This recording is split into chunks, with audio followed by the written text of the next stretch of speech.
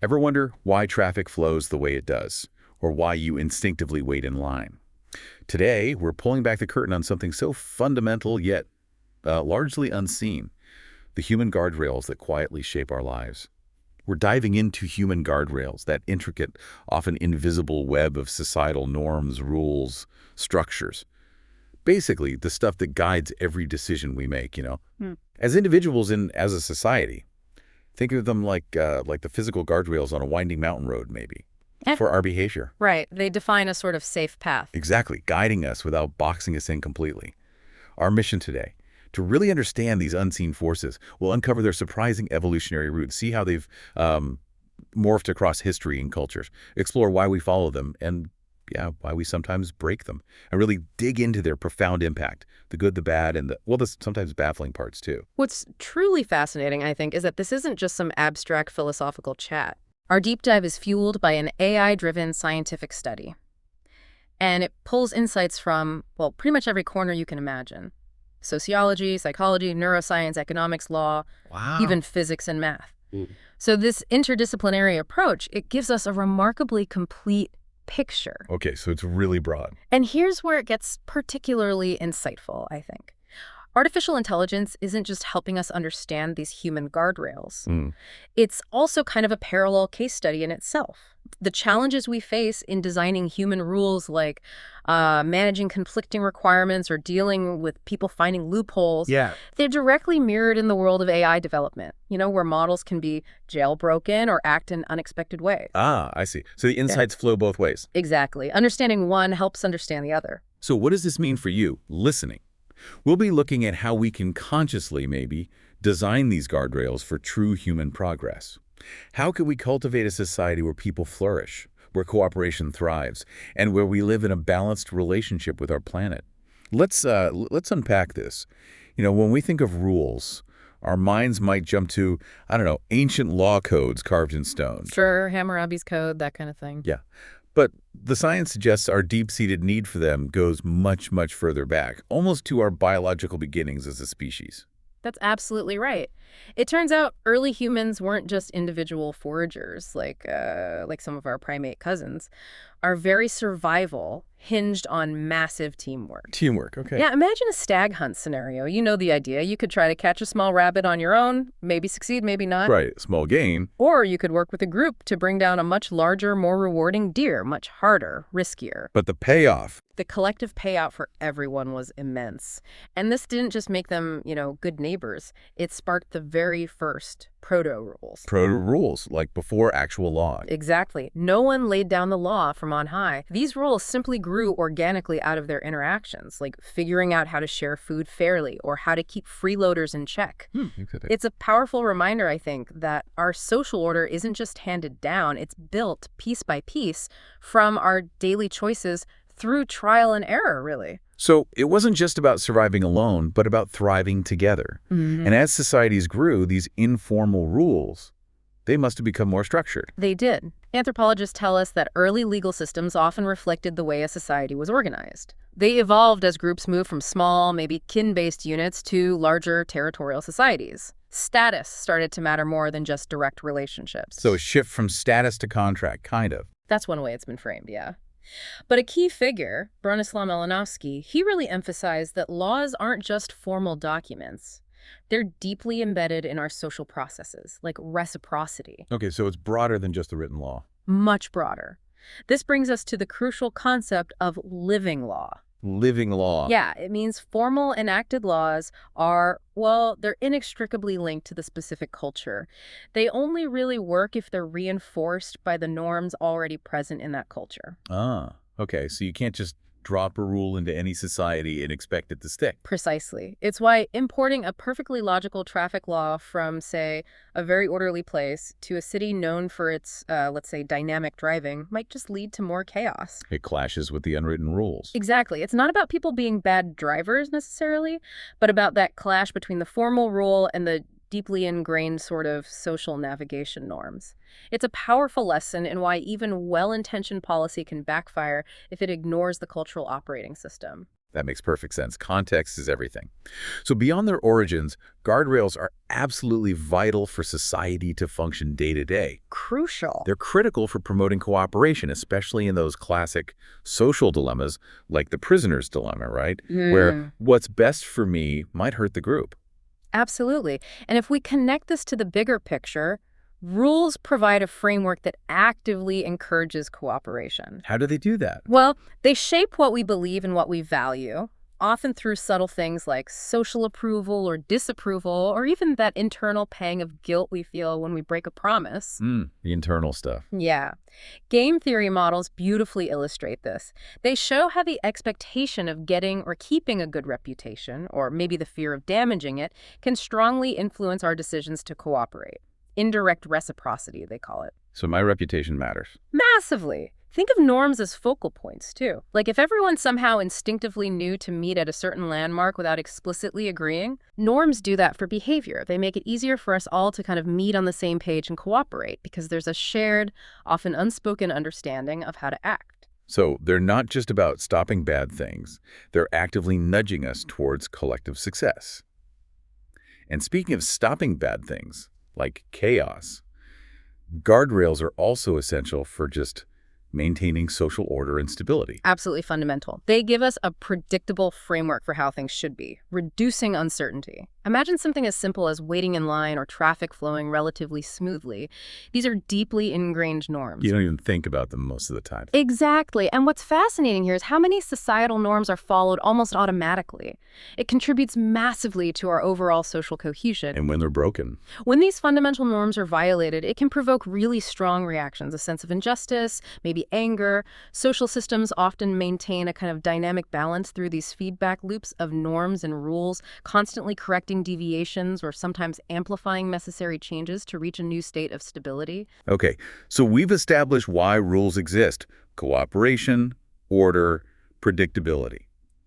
Now, does the need for guardrails in a tiny hunter-gatherer band look anything like the maze of laws we have in our interconnected digital age? That's the fascinating part, the evolution. Right. Yeah. Let's take a journey through time and culture, maybe, see how these fundamental structures have morphed and adapted. Let's do it.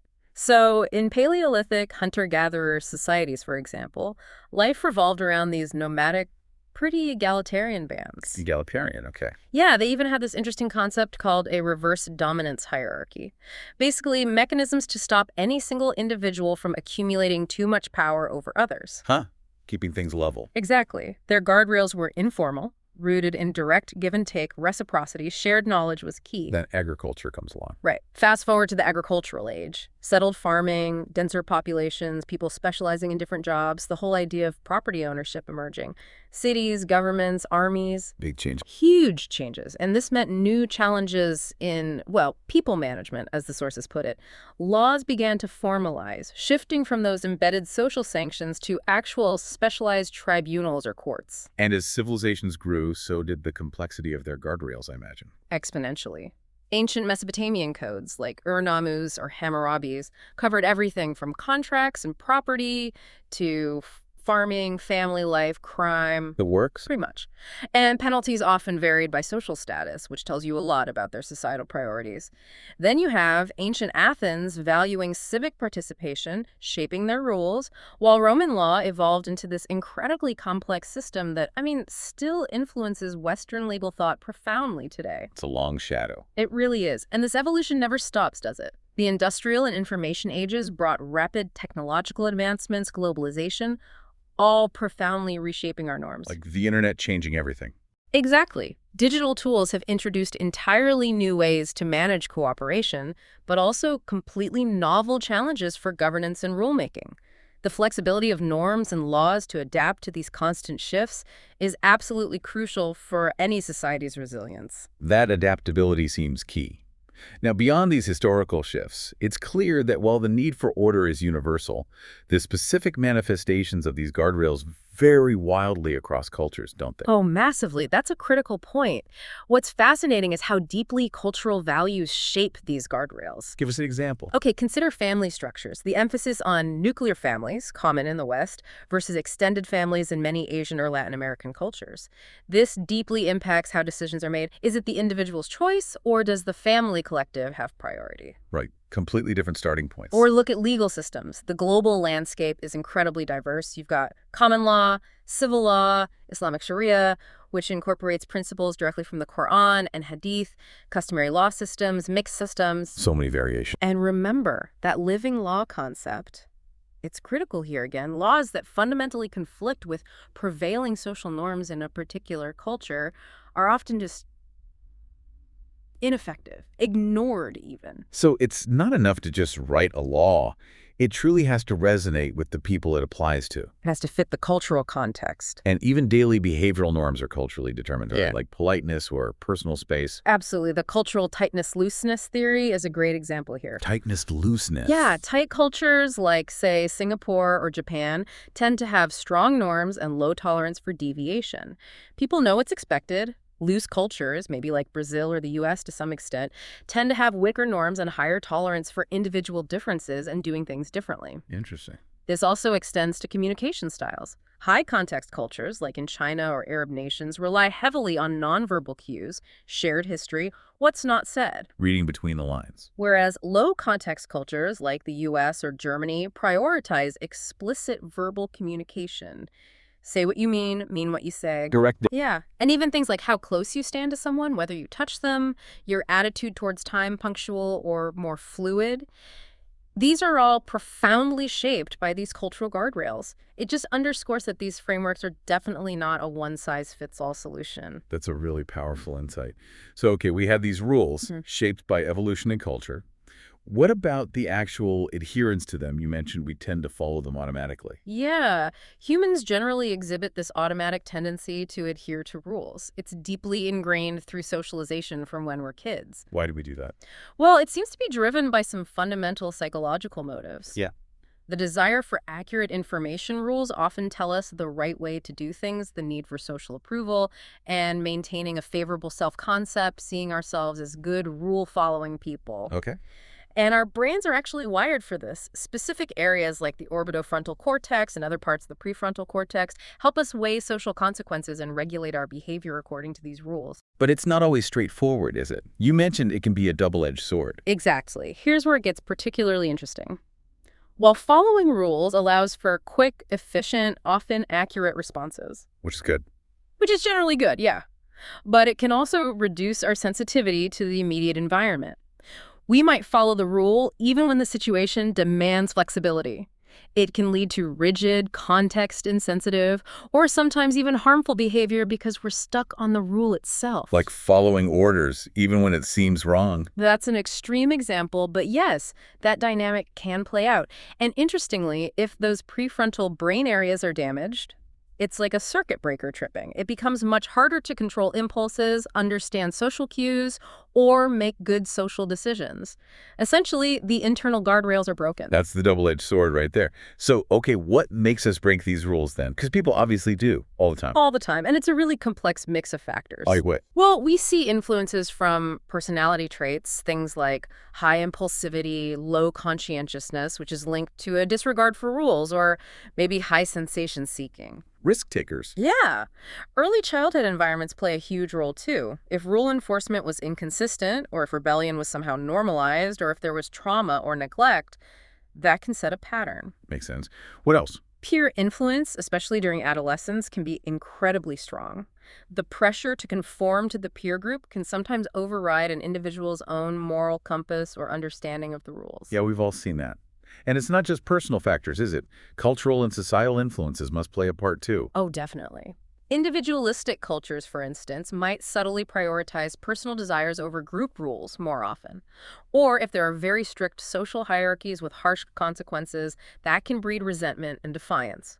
or simply perceiving authority as unjust or illegitimate can significantly increase rule breaking. If you don't trust the rule makers. Why follow their rules? Exactly.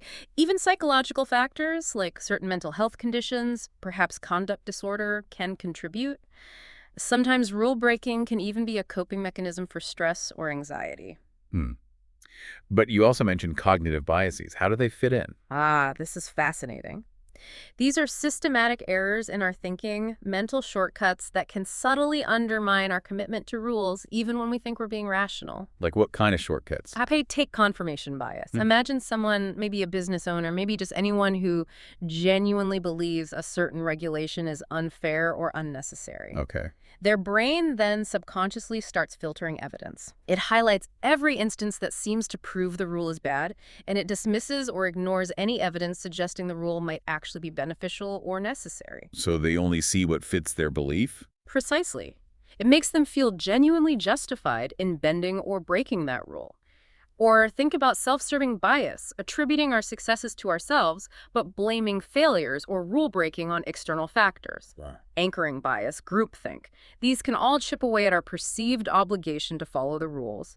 Our internal guardrails can be bypassed by our own mental shortcuts, making us almost blind to our own transgressions sometimes. Wow. So we're almost tricked into breaking rules by our own minds. And emotions play a role too, you said. They absolutely do. Strong negative emotions like fear, anxiety, or anger. They can either heighten our awareness of risks associated with rule breaking, or conversely, they can fuel actions against perceived threats or injustices, sometimes leading us to break rules. Like acting out of anger. Right. Positive emotions, too, like joy or hope, can enhance motivation for change, which might involve challenging existing rules. Emotional regulation, being able to manage these feelings, is really critical for making thoughtful decisions about rules. And when we're actually faced with a choice, follow the rule or break it. Our brains actually show activation for both responses simultaneously. There's this internal response selection conflict, as researchers call it. It's like a constant internal tug of war between adhering and violating. That internal conflict is fascinating. Okay, let's zoom out again. Let's look at the broader impact of these human guardrails on society as a whole, both the good and the bad. On the positive side, you said earlier they're kind of the glue holding society together. They truly are, in many ways. Norms provide that predictable framework for interaction. They facilitate communication, they foster social bonding, they create a sense of belonging. All of this leads to increased social harmony. And safety. Definitely safety and public health. Think about traffic laws driving on the correct side of the road, yielding these dramatically reduced accidents. Even social norms promote healthy behaviors like recycling or, as we saw recently, adhering to public health guidelines during pandemics. Yeah, that was a big test. It really was. And public laws, through legislation like the Americans with Disabilities Act, ensuring access, or pollution regulations, these directly impact community health and inclusivity. They also drive social change and justice, don't they? Hugely important function. Anti-discrimination laws, for instance, like those challenging Jim Crow segregation in the U.S., have played a massive role over time in reshaping attitudes and promoting more equal treatment, even if progress is slow and incomplete. Right. Public interest law actively challenges systemic inequalities, fighting for better labor laws against predatory lending. And social movements, often now leveraging digital tools, amplify marginalized voices and push for change. Think about the impact of something like the Universal Declaration of Human Rights, setting a common standard, a goal for fundamental freedoms for everyone. And economically, do guardrails help there? Absolutely. Well-designed guardrails create the stability and predictability needed for economic activity. Laws on contracts, property rights, fair trade, communities encourage investment and innovation because people trust the system, more or less. Public law can also support community development and even corporate lobbying, which gets a bad rap sometimes. Often for good reason. Often for good reason, yes. But when it aligns with broader societal interests, it can theoretically inform decision-making and promote beneficial public-private partnerships. Though that alignment is often the tricky part. Okay, that's the positive side. Yeah. Stability, safety, cooperation, progress. Okay. But guardrails, despite being vital, can also have some pretty serious negative impacts, can't they? Perpetuating inequality, leading to unintended consequences. This is where it gets really important, as you said, to look at the sources impartially. Indeed. And historically, it's undeniable that laws and norms have unfortunately been used to reinforce discriminatory power structures. Examples. Well, sticking with U.S. history, for clear examples mentioned in the sources, Jim Crow laws explicitly mandated racial segregation and used things like poll taxes and literacy tests to effectively disenfranchise most Black voters for decades. Right, systemic barriers. Absolutely. Or redlining the practice by banks and government agencies of drawing lines on maps to deny loans and services to predominantly Black and minority neighborhoods. This intentionally cut off communities from investment, leading to cycles of poverty, reduced wealth accumulation, worse health outcomes, effects that are still felt today. Still echoing. Yeah. And the criminal justice system, going back to the post-Civil War era, used discriminatory Black codes, essentially, as a new form of racial control, leading eventually to phenomena like mass incarceration, which disproportionately affects minority communities. And it extends beyond race, doesn't it? Gender inequality, too. For sure. Laws historically denied women fundamental rights like owning property, voting, accessing higher education, or certain jobs. There were coverture laws where a married woman's legal identity was subsumed under her husband's. Hard to imagine now. And even in modern times, with laws like the Equal Pay Act on the books, loopholes in societal norms can still contribute to persistent wage gaps and glass ceilings. What about other groups? Immigrants. History is full of examples there, too. Discriminatory laws and social norms have targeted various immigrant groups at different times. The Irish in the 19th century, Chinese immigrants with the Exclusion Act, Japanese Americans facing internment during WWII and laws preventing them from owning land, Mexican immigrants facing mass deportations and segregation. It's a recurring pattern, unfortunately. It really highlights how guardrails, if they're built on prejudice or fear, can become tools for oppression if they're not constantly monitored and challenged. Exactly, which also raises an important question. Can rules suppress individual freedom and expression, even if they're not explicitly discriminatory? How so? Well, rigid social norms, even unwritten ones, can create immense pressure to conform. They can discourage unique identities, unconventional thinking, or challenging the status quo. Like fitting into a mold. Right. This can lead to things like people feeling forced into certain career choices based on gender stereotypes, or a pervasive fear of judgment if you step outside the lines. Cultural constraints can stunt personal growth and cause significant psychological strain for those who don't easily fit in. And sometimes the very laws designed to help can backfire, right? You mentioned unintended consequences. Yes, this is often called the law of unintended consequences, and it's a huge challenge in policymaking. What are some examples from the sources? Okay, some studies suggest that 3 strikes laws intended to reduce crime by imposing long sentences on repeat offenders might inadvertently increase murder rates or deaths of police officers as offenders become desperate to avoid capture for that 3rd felony. Wow, okay. That's counterintuitive. It is. Or seatbelt laws.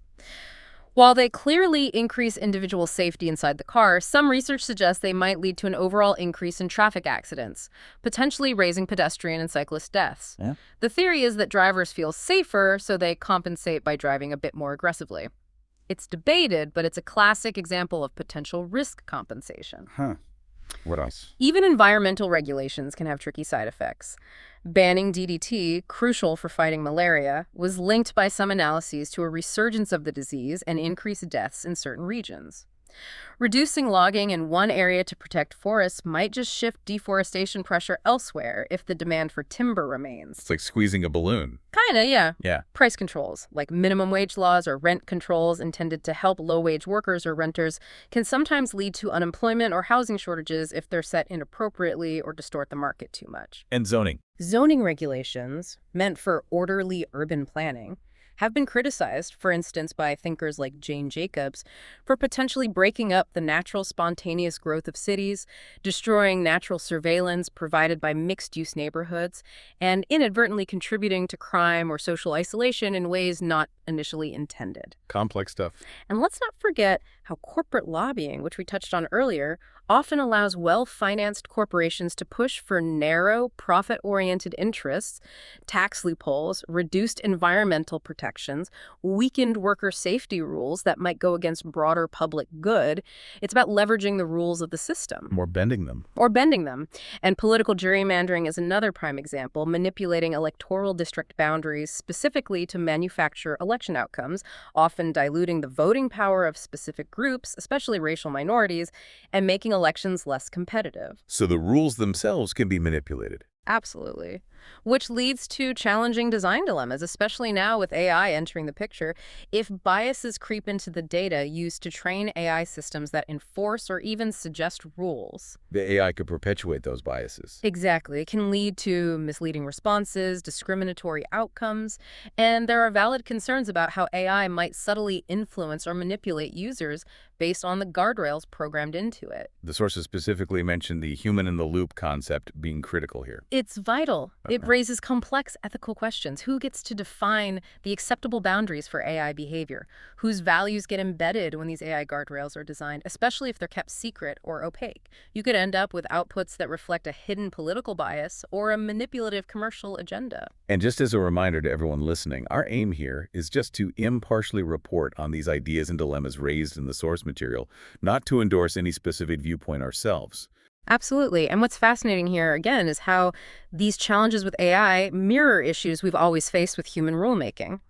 The lack of transparency in some AI guardrails, for instance, directly parallels historical issues where laws were unclear or their enforcement was arbitrary or their true intent was hidden, directly impacting fairness and public trust. It's a truly intricate dance, isn't it, between our inherent nature, how we've developed as a species and as societies, and the guardrails we create.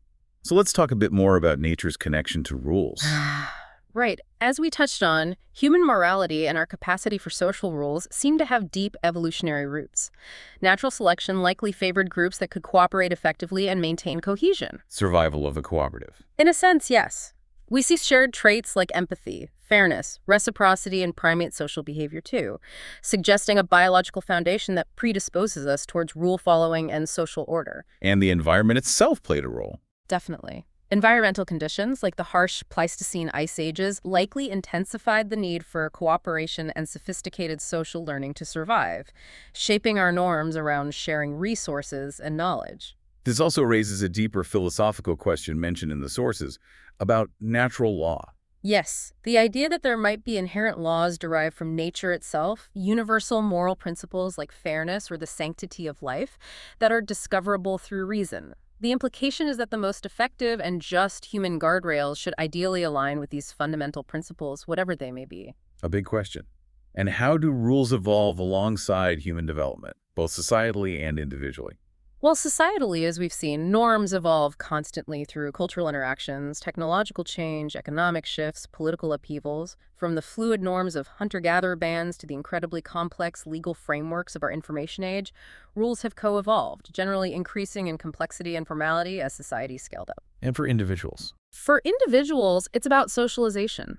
From childhood onwards, we learn the rules of our society, internalizing them. This process is heavily shaped by our family environment, our peers, our education, the broader cultural factors we talked about. But things change. What happens when rules become outdated? That's the crucial aspect of adaptation and potential cultural mismatches. Norms or laws that were once beneficial can become maladaptive or even harmful as environments change. Think about traditional gender roles in a modern economy, or how rapidly rules and norms had to shift during the COVID-19 pandemic. A society's resilience really depends on its ability to adapt its guardrails. So rules aren't static, they clearly need to adapt or be changed. But what about when we consciously break them? Why do we do it, and what does that mean for changing the rules? Well, rule breaking, as we discussed, can stem from individual factors, personality, childhood, peer pressure, mental health.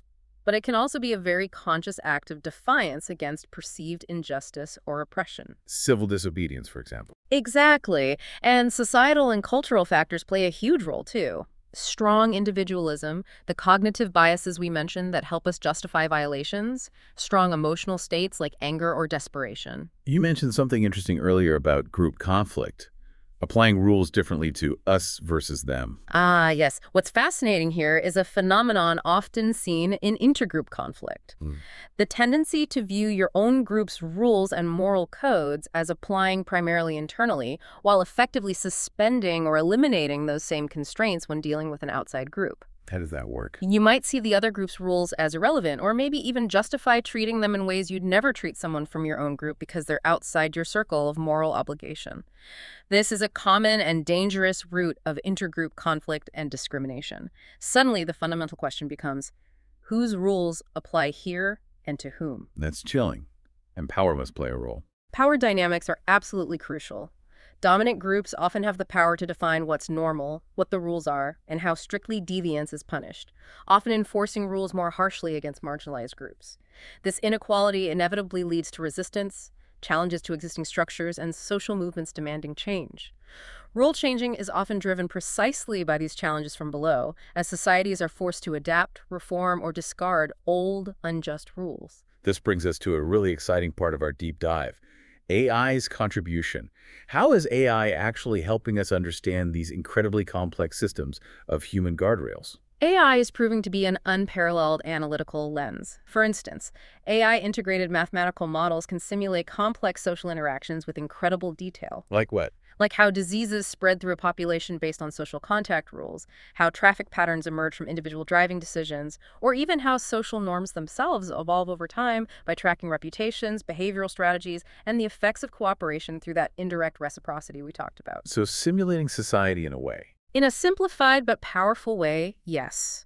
Game theory models, which predict how rational actors behave in strategic situations, are foundational here too, helping us understand why norms emerge to solve social dilemmas. And analyzing the rules themselves. Yes.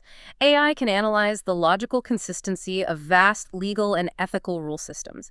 It can pinpoint inconsistencies, contradictions, or ambiguities that might lead to legal loopholes, ethical dilemmas, or systemic injustice. Finding the flaws in the code, so to speak. Exactly. And what's fascinating here is that AI can also help mitigate our own cognitive biases, confirmation bias, anchoring bias, overconfidence, the ones that affect human judges, lawmakers, voters, everyone. By analyzing huge data sets of human decisions and outcomes without those biases, AI can potentially enhance fairness and objectivity in how we evaluate and apply rules. So AI can basically act as a superpowered logic checker and bias detector for our laws and norms, helping us spot our own blind spots. Precisely. And it goes even further than that. AI-driven complexity theory allows us to model emergent properties in social systems. Emergent properties. Yeah, things like culture, widespread social norms, market dynamics. Things that arise from the complex interactions of many individual parts but aren't predictable just by looking at the parts alone. AI helps us understand how global behaviors arise from local interactions. Yeah. AI can even model social phase transitions. These are like tipping points in society. Think about the sudden collapse of a regime, the rapid adoption of a new technology, or a swift change in public opinion.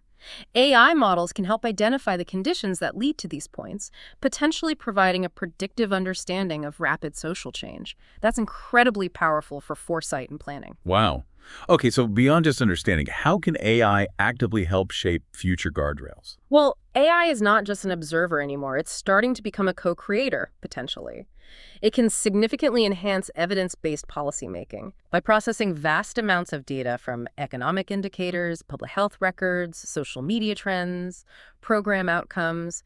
AI can help identify which interventions are actually effective, measure their real costs and benefits, and monitor how programs are delivered on the ground. This allows policymakers to prioritize rigorous research and data over just ideology or guesswork. More informed decisions. Hopefully, yes, leading to better national and local policies. And AI's ability to model social dynamics and predict those tipping points we talked about, that can inform more adaptive governance. Adaptive governance. Yeah, imagine future guardrails that aren't static, but are dynamic. They could be continuously updated based on real-time data streams and AI simulations of their likely societal impact. This could lead to much more responsive, fine-tuned interventions instead of waiting years for laws to catch up with reality. So a more agile, responsive system of rules. That sounds promising, but then there's the critical side of AI's own design. What about the need for robust AI guardrails and ensuring human agency isn't lost? This is absolutely paramount. As AI systems become more autonomous and influential, designing robust AI guardrails, the filters that prevent harmful content, biased responses, or unintended dangerous actions becomes incredibly important. And these AI guardrails are themselves complex systems requiring careful ethical design and constant human oversight. Human in the loop. Exactly. That concept is critical. It underscores the continuing essential importance of human judgment, human values, and human ethical principles in guiding these powerful systems. The future, ideally, involves a symbiotic relationship. AI assists with analysis and prediction, but humans retain ultimate control over the ethical direction, the values embedded, and the final decisions. The goal is to enhance human agency, not diminish it.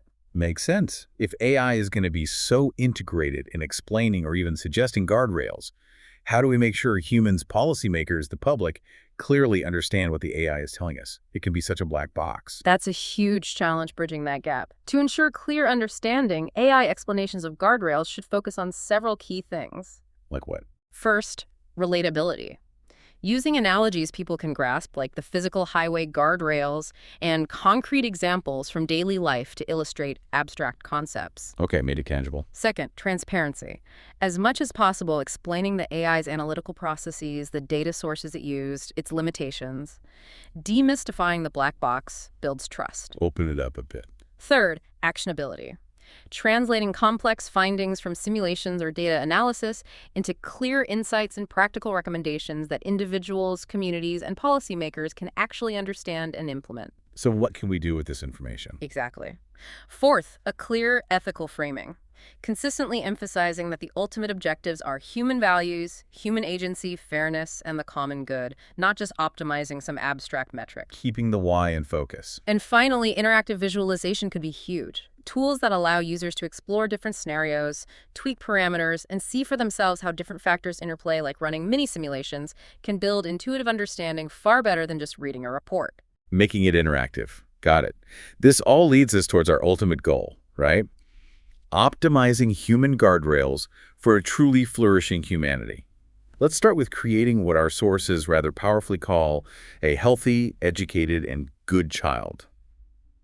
What do guardrails need to ensure there? Okay, breaking that down. For health, guardrails are essential for ensuring access to quality health care, funding public health initiatives, and protecting people from environmental hazards through things like pollution laws and safe working condition regulations. And AI's role. AI can monitor public health trends in real time, identify emerging threats, and pinpoint health disparities, for example, correlating worse health outcomes with those historically redlined areas we discussed, allowing for more targeted and equitable public health policies. Okay, what about education?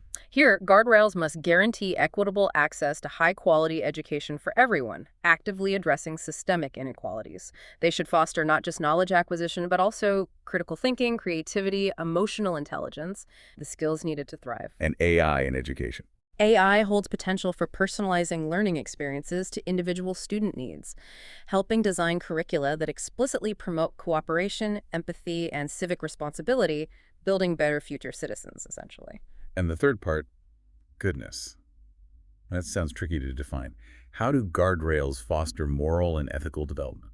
It is complex, but guardrails play a role through societal norms and laws that reinforce pro-social behavior, honesty, fairness, compassion, responsibility. They support environments that promote ethical leadership, teach emotional regulation skills, and cultivate psychological safety where people feel safe to speak up about ethical concerns. And AI here.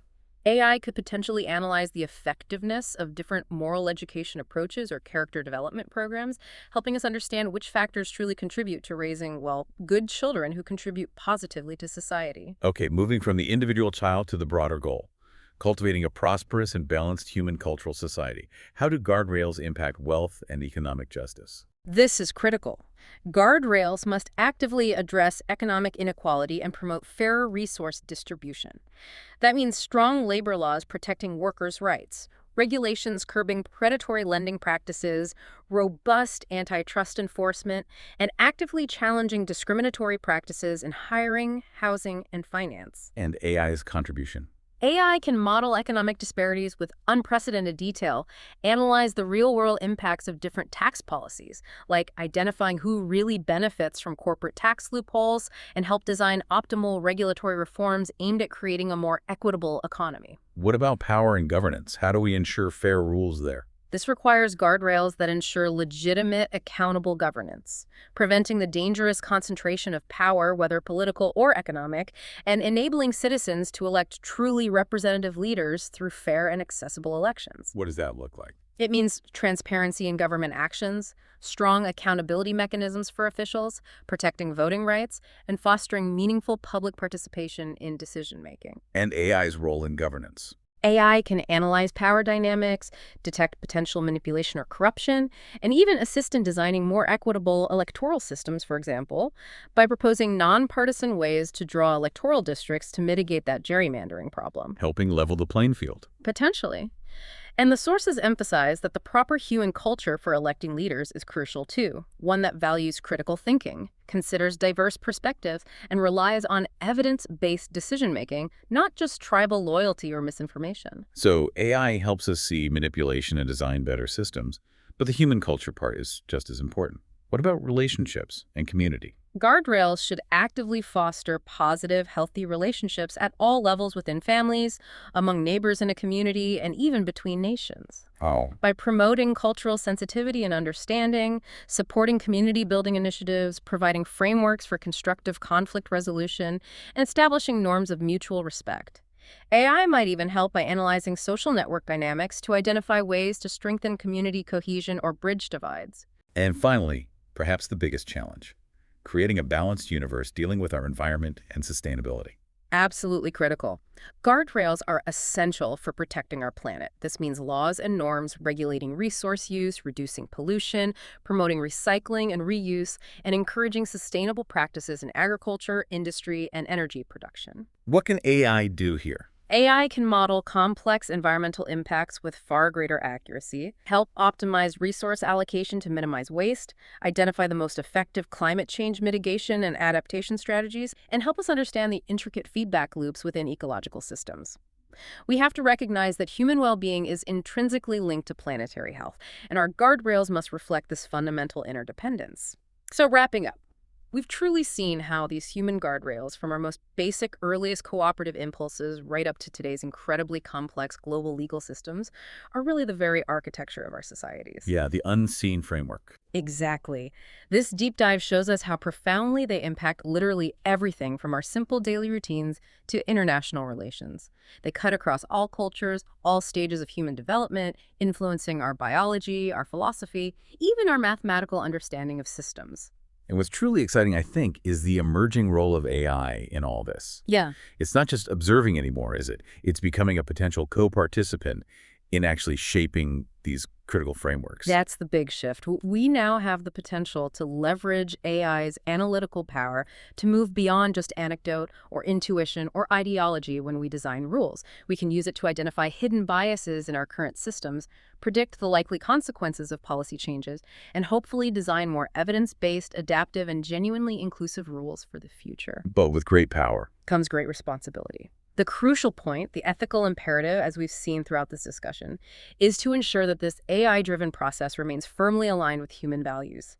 Keeping that human in the loop isn't just a technical step, it's a moral necessity. It's ultimately about empowering you, empowering all of us, to actively participate in shaping our normative environment, the rules we live by, rather than being passively influenced or even manipulated by opaque systems, whether human or artificial. So, as you go about your day-to-day, maybe take a moment to consider those unseen guardrails around you. The traffic light, the queue at the coffee shop, the social media terms of service, the Constitution, all levels. Which ones are helping you and society thrive? Which ones might be holding back progress or maybe quietly perpetuating unfairness? And what would happen if we consciously, thoughtfully started adapting them, using all the incredible insights now available to us to truly foster a flourishing humanity living on a balanced planet? This has been a deep dive into the science of human guardrails. We hope it's given you some new insights, maybe a new lens through which to view the world around you. Until next time, keep digging, keep learning, and keep questioning the rules that shape our lives. This is DigitView.